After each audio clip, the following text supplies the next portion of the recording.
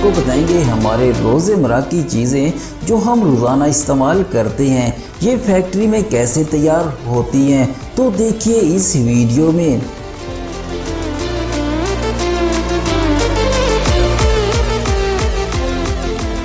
Razor blade making process. दोस्तों, razor blade को बनाने के लिए स्टील लेस की बारीक पट्टी का यूज किया जाता है। रेजर ब्लेड बनाने से पहले स्टील लेस पट्टी को पंचिंग मशीन से गुजारा जाता है। यहाँ पर इसके दरमियान वाले हिस्से को काट दिया जाएगा, फिर इसको हीट सिस्टम से गुजारा जाएगा। यहाँ इसको 1000 डिग्री पर गर्म किया जाता है। अब इस रेजर ब्लेड की पट्टी को ठंडा करने के लिए कूलिंग चैम्बर से गुजारा जाएगा। हीटिंग और कूलिंग प्रोसेस मेटल को सख्त कर देता है। इसके बाद पट्टी को ब्लेड की शेप में किनारों से काट दिया जाता है। अब काटे गए ब्लेड को प्रिंट करने के लिए प्रिंटिंग मशीन से गुजारा जाएगा। यहाँ ब्रांड का नाम ब्लेड पर प्रिंट किया जाएगा।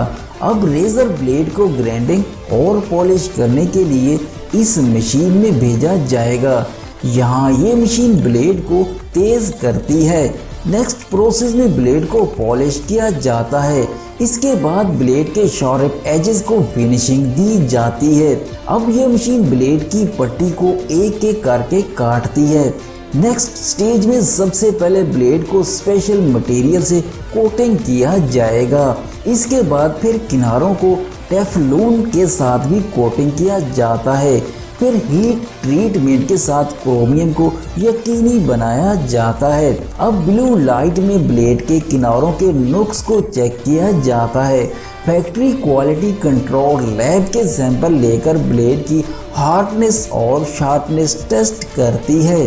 अब तैयार ब्लेड को इस मशीन के जरिए पैक करके सेल के लिए मार्केट में भेज दिया जाता है।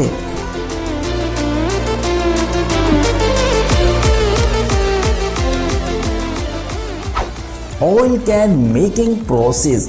दोस्तों, ऑयल कैन बनाने के लिए सबसे पहले स्टील की शीट को मशीन के जरिए 3 हिस्सों में काट दिया जाता है। अब इस काटी गई शीट को रूलर मशीन से गुजारा जाएगा। यहाँ से ये शीट गोलाई शेप में निकल कर आती है। अब इस शीट को वेल्डिंग मशीन से वेल्ड कर दिया जाता है। गोल शेप वाली शीट को प्रेसिंग मशीन में डालने से सिकोर शेप में बदल जाती है। अब इस कैन के दोनों किनारों को इस मशीन में दबाव डालकर बाहर की तरफ से मोड़ दिया जाता है ताकि इस पर ढक्कन लगाकर इसको सील किया जा सके। कैन के ऊपर और नीचे रखकर वेल्ड कर दिए जाते हैं। अब ये ऑयल कैन मुकम्मल तैयार है।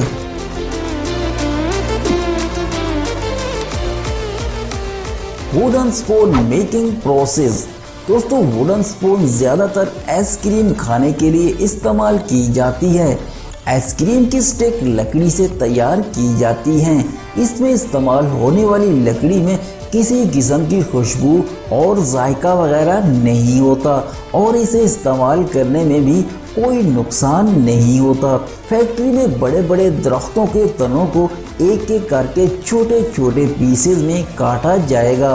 अब कारीगर लकड़ी के इन छोटे छोटे पीसेस को पीलिंग टूल की मदद से छीलते हैं। लकड़ी की बैरूनी स्किन को मुकम्मल तौर पर ख़त्म कर दिया जाता है। अब इन पीसेस को एक एक करके पीलिंग मशीन में लगाया जाता है।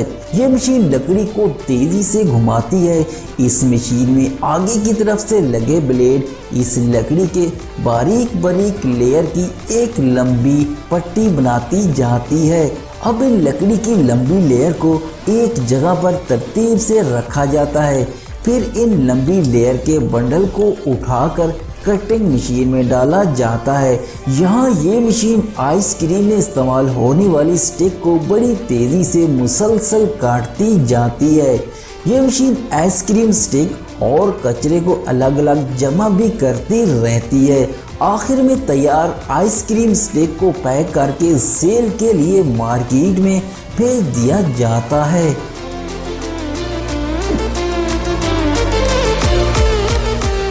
Scissor making process. दोस्तों कैंची बनाने के लिए सबसे पहले कैंची के हैंडल को बनाने से शुरुआत होती है। हैंडल को ब्रास मेटल से कास्टिंग करके बनाया जाता है। इस काम के लिए सबसे पहले एक मोल्ड में मिट्टी को भरकर इन हैंडल का शेप मिट्टी पर ले लिया जाता है। फिर इसकी तरह एक और मोल्ड इन हैंडल को उल्टा रखकर दूसरी साइड से भी इनका शेप ले लिया जाता है। इसके बाद इन दोनों मोल्ड को आपस में मिलाकर एक बॉक्स तैयार कर लिया जाता है। फिर इन बॉक्सेस में पिघला हुआ ब्रास मेटल को डाला जाता है। इन तमाम बॉक्सेस में ब्रास मेटल भरने के बाद इन्हें ठंडा होने के लिए कुछ देर तक छोड़ दिया जाएगा। अब इन तमाम बॉक्सेस को खोलकर मिट्टी को हैंडल से अलग किया जाता है। अब कार्बन स्टील की प्लेट के साथ इसे फिट करना होता है। इस काम के लिए इन दोनों को आपस में मिलाकर ड्रिल मशीन से सुराख करके इनमें कीलें ठोक दी जाती हैं। अब कारीगर इनका टेढ़ापन हथौड़े की मदद से ख़त्म करके इनको परफेक्ट शेप दे देता है। इसके बाद कैंची के दोनों हिस्सों को आपस में मिलाकर ड्रिल मशीन से सुराख करके कैंची के ब्लेड को हीट से गुजारा जाता है ताकि इन ब्लेड की ताकत को मज़ीद बढ़ाया जा सके। अब ग्राइंडिंग मशीन पर इन कैंची की धार लगाई जाएगी। इसके बाद इनके हैंडल की मशीन से फिनिशिंग की जाएगी। आखिर में इनमें नट बोल्ट लगाकर कैंची को मुकम्मल किया जाता है।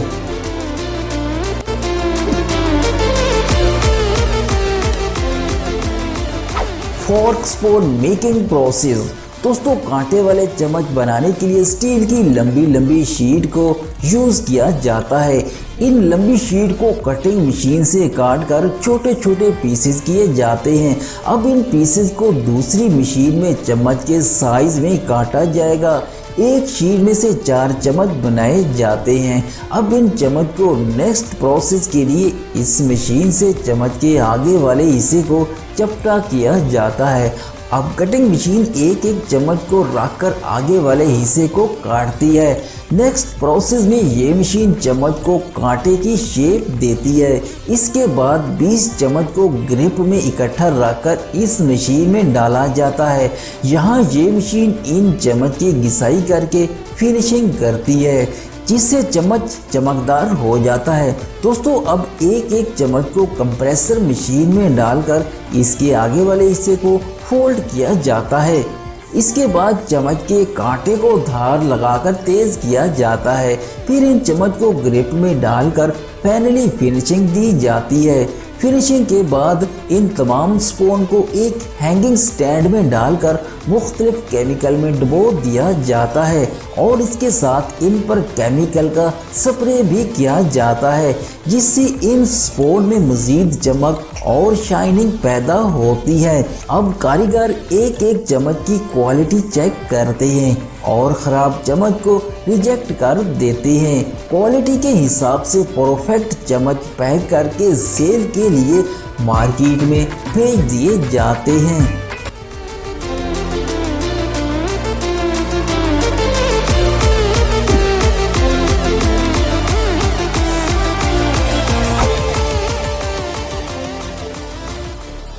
दोस्तों ये वीडियो आपको कैसी लगी कमेंट्स बॉक्स में मुझे ज़रूर बताइएगा।